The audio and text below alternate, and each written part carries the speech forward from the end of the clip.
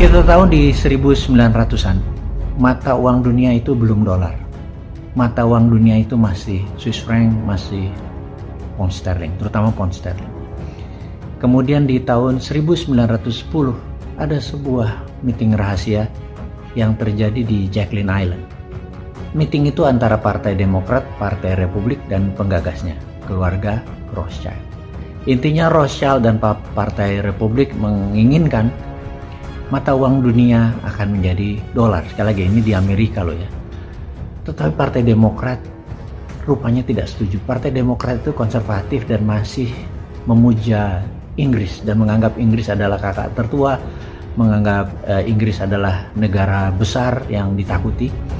Tapi Partai Republik dan Rothschild melihat dari sisi yang lain. Sebenarnya Rothschild ini gedenya juga di Eropa, gedenya juga di Inggris. Tapi mereka melihat potensi yang lain bahwa Amerika bisa menjadi negara superpower karena keinginan Amerika untuk menjadi negara superpower itu besar sekali.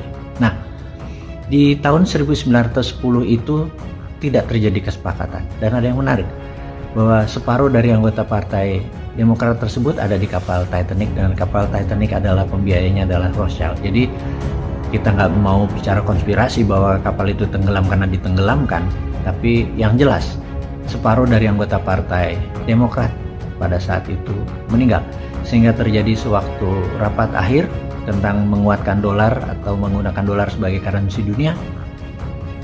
Strategi itu disetujui karena seluruh mendapatkan suara mayoritas. Dan sejak saat itu dolar bergerilya alias Amerika bergerilya ingin menjadikan dolar menjadi mata uang dunia.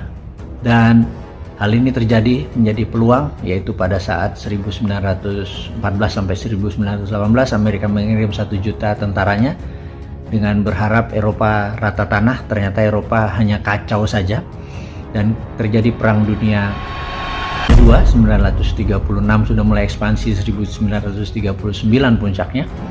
Amerika masih getem-getem alias tunggu-tunggu aja gitu ya, mau masuk tapi ya tunggu-tunggu aja sampai aja Eropa rata tanah di tahun 42, 43 baru Amerika masuk. Dan emang Amerika mengarah ke Eropa rata tanah dan sesuai dugaan sebelum perang itu terjadi ada puncaknya adalah rapat di Bretton Woods di mana ada kesepakatan dunia adalah tidak ada ingin perang dunia ketiga lagi. Untuk tidak ada perang dunia ketiga lagi, dunia harus sepakat yaitu harus ada sistem currency. Dan currency yang dipakai adalah dolar. Yang kita tahu adalah delegasi Perancis waktu itu menolak. Tapi singkat cerita, dolar berkuasa sekarang. Nah, untuk membuat dolar berkuasa itu dari tahun 1910 sampai 1945, 35 tahun Amerika serius menggarap untuk menjadikan dolar mata uang dunia. Sebelumnya adalah pound sterling. Nah, inilah yang Newman usulkan ke depannya. Newman mengharap kedepannya itu mata uang dunia tidak lagi berbasis currency atau mata uang, tetapi menggunakan alat tukar yang namanya emas. Kita tahu gramasi emas, beratnya emas dimanapun adalah sama dan value-nya adalah sama, nilainya adalah sama.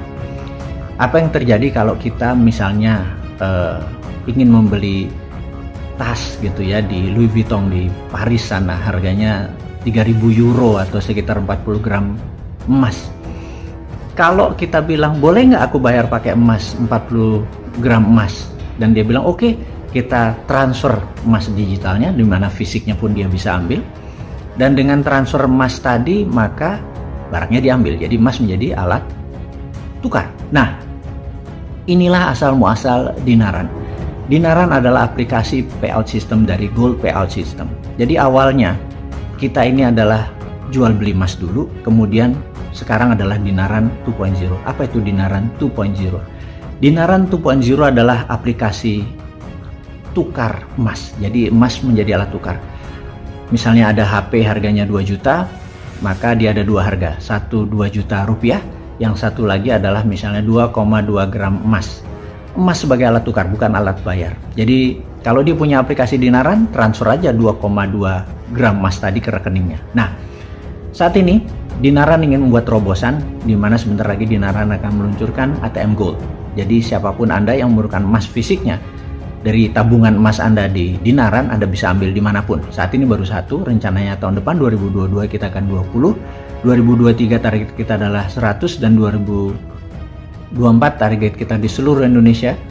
Kemudian 2025 kita ada di seluruh ASEAN. Itu adalah strategi ambisius, di mana pada saat 2035 kita harapkan 20% transaksi perdagangan antar negara bisa menggunakan emas underlyingnya, transaksinya. Kemudian di tahun 2045 60% transaksi dunia berbasis emas. Emasnya tentunya emas Indonesia, karena Indonesia adalah memiliki cadangan emas terbanyak di dunia, sehingga bisa menjadikan dinaran adalah sebagai aplikasi untuk emas sebagai alat tukar.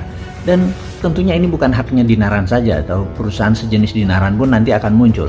Tapi poinnya, kalau kita menjadi collective belief, menjadi kesadaran bersama, menjadi mimpi bersama, menjadi ambisi bersama untuk menegakkan, menyangga bumi ini tidak bergantung pada mata uang sebuah negara, tetapi pada emas, hal itu bisa. Yang penting saat ini Anda yang tadinya tidak tahu menjadi tahu, dan setelah Anda tahu, coba Anda renungkan informasi ini, bahwa kalau emas bisa menjadi alat tukar, dari pertama kita dulu, kemudian di Indonesia, kemudian dimanapun di seluruh ASEAN, kemudian di seluruh dunia, kalau benar-benar serius, maka emas bisa menjadi alat tukar.